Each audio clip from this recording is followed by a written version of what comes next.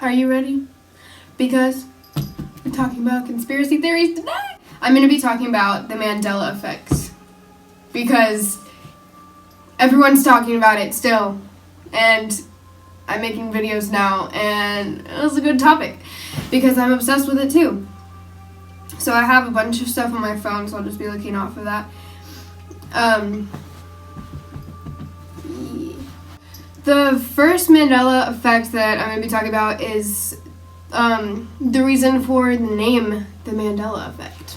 So a lot of people remember Nelson Mandela dying 1991. I'm guessing, I don't really remember because I wasn't there. But a lot of people remember that. And then all of a sudden, like, he died. And then they're like, wait, he died like years ago in jail or something. But yeah, no, he got out of jail and then he died. The Nelson Mandela thing was the birth of the Mandela effect. So the first real Mandela effect that I'm going to be talking about is the one I think is the most popular one. The Berenstain Bears, okay? So everyone remembers the Berenstain Bears. Like, that's how it was. Like, that's what people said. Like, the Berenstain Bears. I know that, like, so much. Like, that is what it was. Oh, no. It's Berenstain. Like, what are they? A stain? Let's call them the Berenstain. Like, I'm sorry, but, like, what?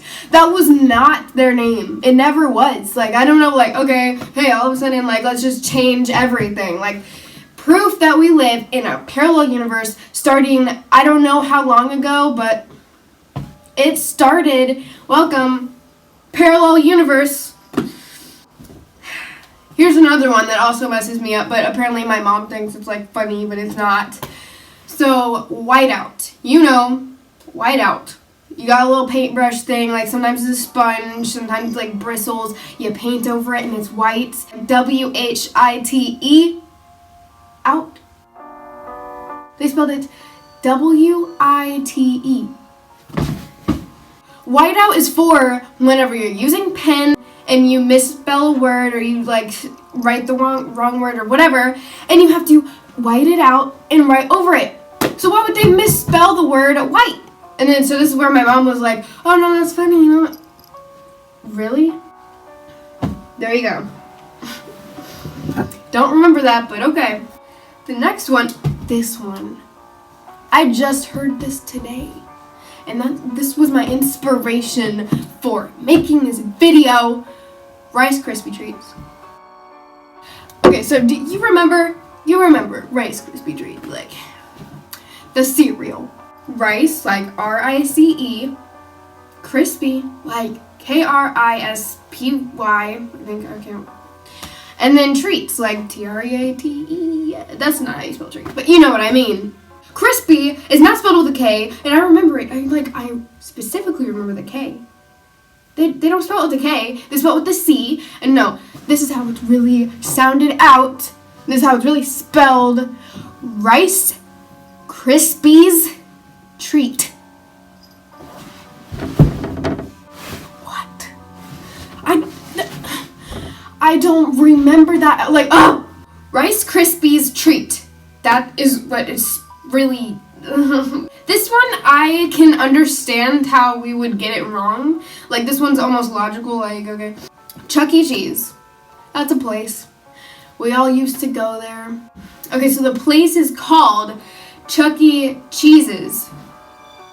Nobody said, oh, let's go to Chuck E. Cheese's. Chuck E. Cheese's. Nobody said that. No one. But apparently that's what it is.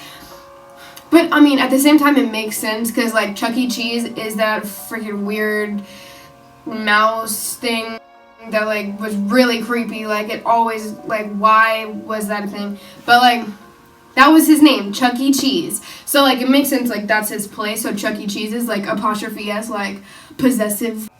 This one makes me crazy. Like, it doesn't make sense. You, like, prepare for this one. So, you remember, like, cup of noodles? Like, cup of noodles. Because it's a cup of noodles. It was never called a cup of noodles. It was called cup noodles. Cup noodles. Why? I don't understand. Cup noodles. There was at least an O, like cup O noodles, because you don't cup O. No, not even an O. Just cup noodles. This stresses me out. Looney Tunes was spelled like loony. We all get the loony part, like loony because they're crazy, and then tunes like cartoons, like Toons. No, it's like a music. I thought they were cartoons. I didn't think they were trying to tune a guitar. Like I don't understand. Ugh, it doesn't even make sense. Like cup noodles, Looney Tunes, like tune. I never really had Oscar Mayer, like that brand. Like we never bought that much, so it's not like really. This one doesn't like freak me out. Like, oh my god, how? But like Oscar Mayer, like you would think it's spelled Meyer, and even like I sort of like that looks more correct than Mayer, which is what it is. Mayer. Oscar Mayer. Bologna. Oscar Mayer Bologna. So I, as a young child, was obsessed with Queen, the band. We would play it in the car when we had a little CD slot. I had an MP3 player, which was a CD. Like, it was like a thing that you could like open up, put your CD in, and have your like headphones, like you jam out. I would listen to Queen every day on a cycle, from the first song that plays in a row all the way to the last. It would be Bohemian Rhapsody. Oh yeah, We Are the Champions, and then Everybody Bites the Dust. Those are like the first three songs that like always plays, right? I would listen to those all the time. So I know We Are the Champions. Like I know that song.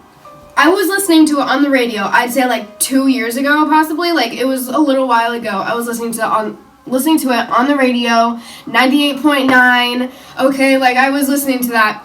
And at the end, like they say, we are the champions of the world, and then like they didn't say of the world, and I was sitting there like, of the world. They didn't say it, but they did. I remember them saying it.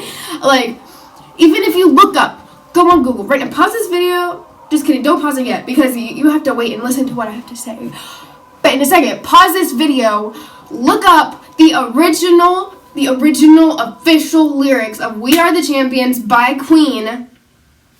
You will see the last lyrics, the last ones, says, we are the champions of the world. Like, they know that we're in a parallel universe. Like, this is proof. This is proof. That's like, that messes me up. This one, I do, because as a young child, again, I'm obsessed with Star Wars. I love Star Wars so much. You just saw my foot. I'm sorry, feet are gross. I love Star Wars. And when I was younger, I was even more obsessed with it. I would watch them all the time. Watch all of the Star Wars movies from episode 4, 5, 6 to 1, 2, 3, because that is the real order that they were out. Even if you don't like Star Wars, never seen it, you know the scene with Darth Vader and Luke Skywalker, and they're in this spot right here. Like, you don't know what I'm talking about. Anyway, Darth Vader's here. This is Luke, and he has his little lightsaber thingy. And he's like, he says something, and then he says, Luke, I am your father. But like, he didn't say that. Even though it's on shirts. I just spit like everywhere. Even though it is on shirts, it's on merchandise from the movie and from like everywhere, people just remember Luke, comma, I am your father. He never said that. He said, no. He said, no, I am your father. Like, what the? That doesn't make any sense. No, I am your father. Like, what did he? But then I watched it again, and then it made more sense, but I was all like confused. And he was like, you killed my father! And he's like, no, I am your father. So, you know, like, it makes sense if you watch it again, but, like, I remember Luke, I am your father, so. This one, if you don't believe any of them, you don't have to. Don't believe a single thing I just said. Just think it's all bullshit. I don't care, because this one, I have cold, hard proof that we are in a parallel universe. So much evidence that of the Mandela effect and that it's real. I even posted on my Snapchat a long time ago, not even a long time ago, but like months ago about it because I saw it live in person. I was in California recently and on the hotel TV we were watching Forrest Gump and the part came up and then like I remembered this I remembered the Mandela effect about Forrest Gump when he's sitting on the bench and he has a little box of chocolates and he says like, my mom always said life is like a box of chocolates. He didn't say that though. He said life was like a box of chocolates. Mama always said life was like a box of chocolates. That's what he said. Was. Get that. He said was. That's the right one. Was is the right one. Was. W-A-S. Okay? Like, okay.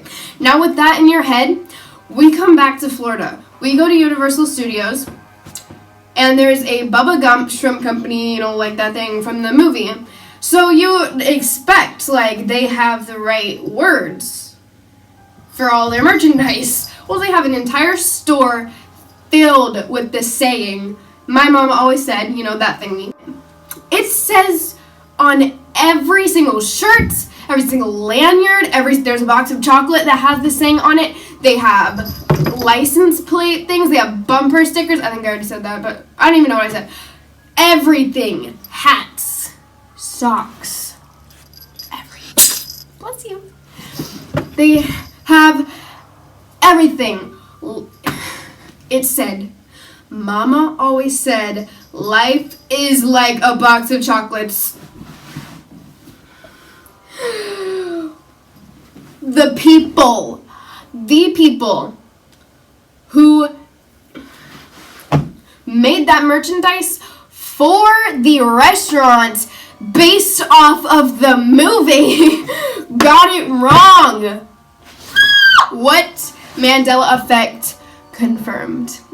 I will look up more because I'm obsessed, and I'll do more conspiracy theories because I love conspiracy theories. I'm obsessed with that too, just like in general, any conspiracy theories. But if you have any requests for conspiracy theories to talk about, comment them because I love looking them up and I want to know the conspiracy theories that you have to tell me to look up. Peace out. Blogna.